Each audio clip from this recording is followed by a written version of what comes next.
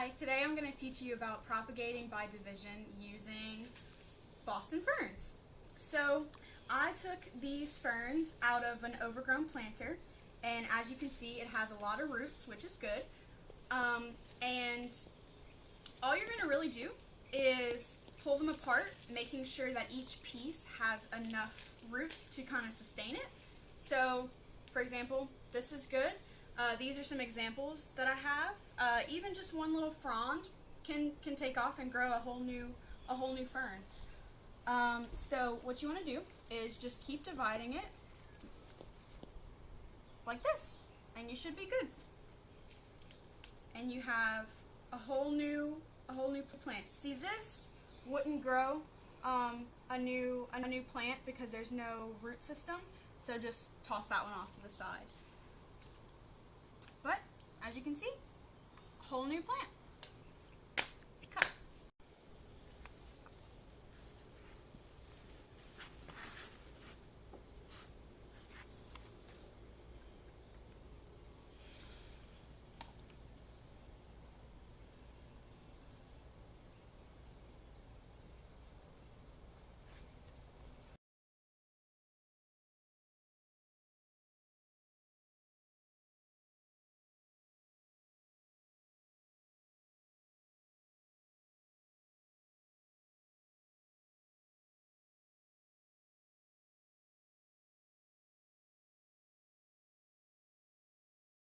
So I'm going to teach you how to propagate by spore using Boston fern and a fern called the swamp fern.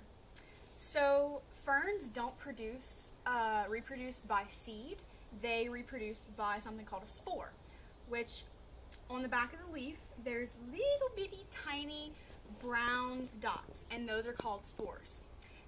In nature, wind or rain will scatter the seeds all the spores all over the place and reproduce it naturally. But if we want to reproduce ourselves, we could take these spores and plant them just like you would seeds.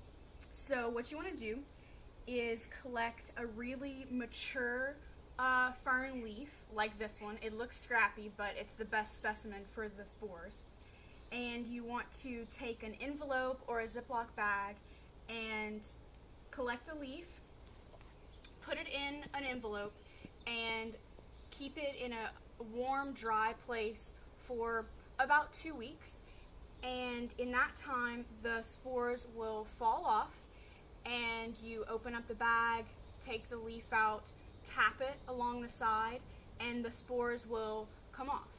And then once you do that, you take your spores, you collect some compost, some potting soil, put it in a well-draining container, place your spores on top, keep it moist. Moisture is important. And then it does take a long time. It will take a couple of months for you to see any progress. And you'll see sort of like an algae-looking moss appearance on top, but that's actually what the spores grow into. It's not a fern yet, but give it a few more months and those algae moss looking things will grow into a baby fern.